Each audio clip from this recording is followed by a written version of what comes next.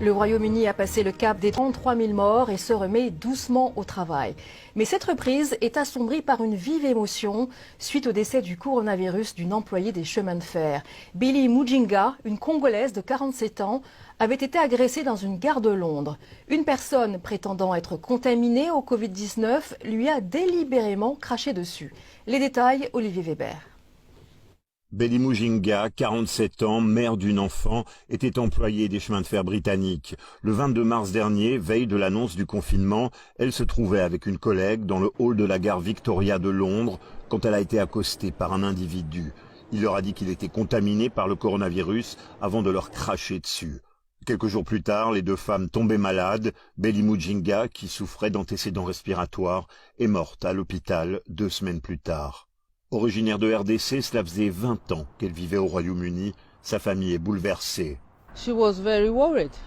Elle était très inquiète ce jour-là, car le virus était là, on en parlait déjà. Et la société de chemin de fer devrait protéger ses employés.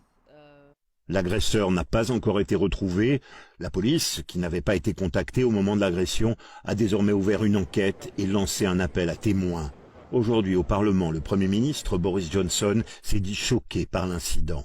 La Chambre a appris hier la mort tragique de Billy Mujinga. Le fait qu'elle ait été agressée alors qu'elle faisait son travail est absolument révoltant.